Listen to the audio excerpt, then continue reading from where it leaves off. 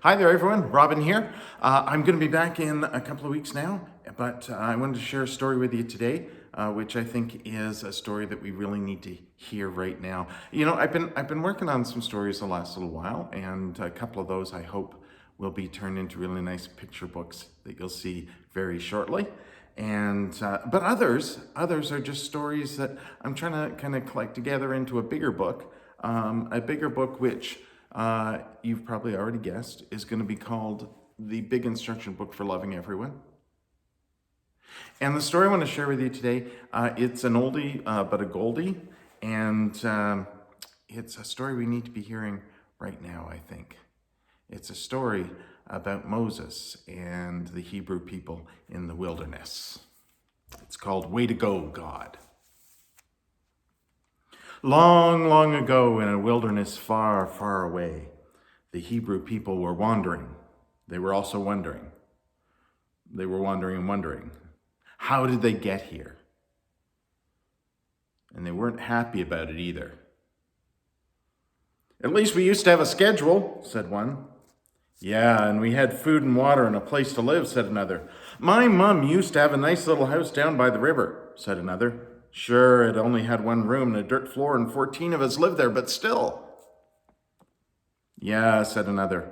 We never had to walk very far either. And we knew where we were going. It was back-breaking work we had to do, and 18-hour days with no holidays or bathroom breaks, but at least we knew what we'd be doing every day. Every single day. Yeah, said another. And now we're lost in the desert with this Moses guy. Way to go, Moses, he said angrily. And everyone else did too.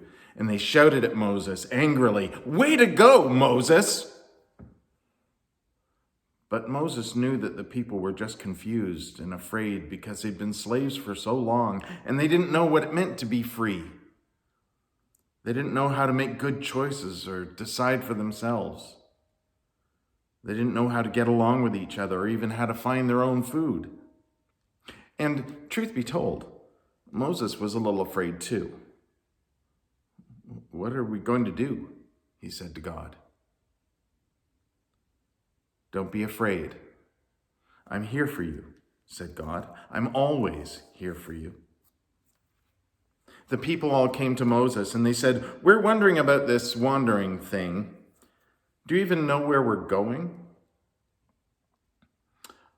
Well, said Moses slowly. But before he could say more, someone shouted, We're lost. I knew it. He doesn't even know where we're going. At least we knew where we were. Now we're lost in the desert. And the crowd began to grumble and mumble, and they all angrily shouted, Way to go, Moses.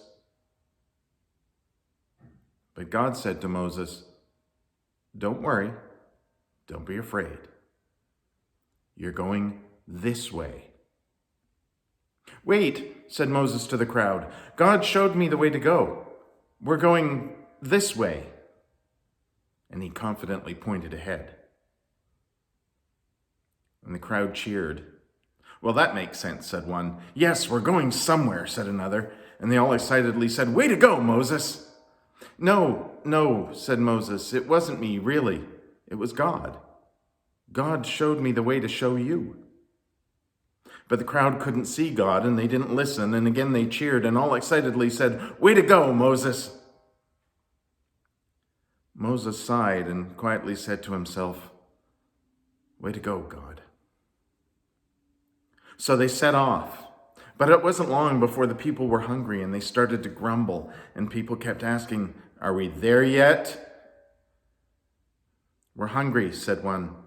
I'm famished, said another. Is there a McDonald's anywhere here? Said someone. I'd settle for a Tim Hortons, said another.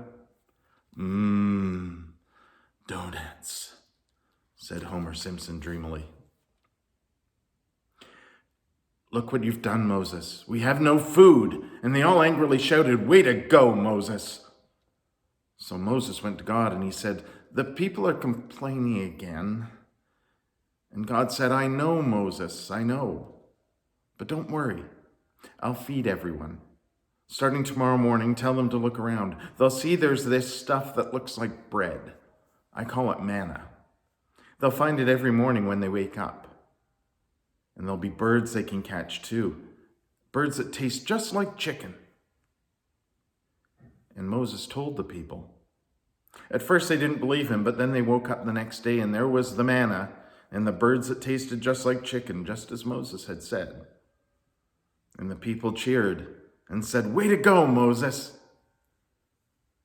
But Moses said, "It wasn't me. Really, it was God. Again, God provided the food for you." But the crowd didn't listen, and again they cheered and all excitedly said, "Way to go, Moses." And they tried the manna. "Yuck," said one. "This is really dry. Is there a dipping sauce for this?" asked another.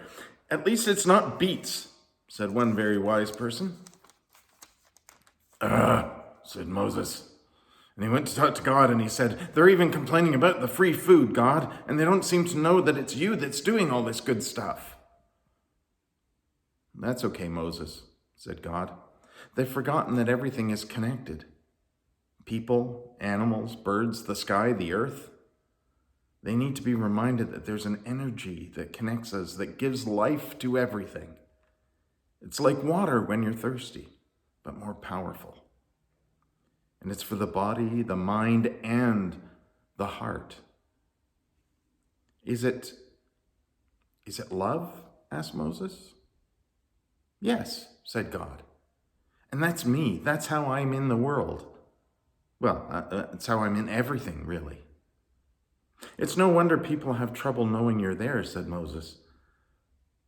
"We just have to keep reminding them, Moses," said God. So Moses went back to the people, who by now had eaten a lot of the manna and the birds that tasted just like chicken.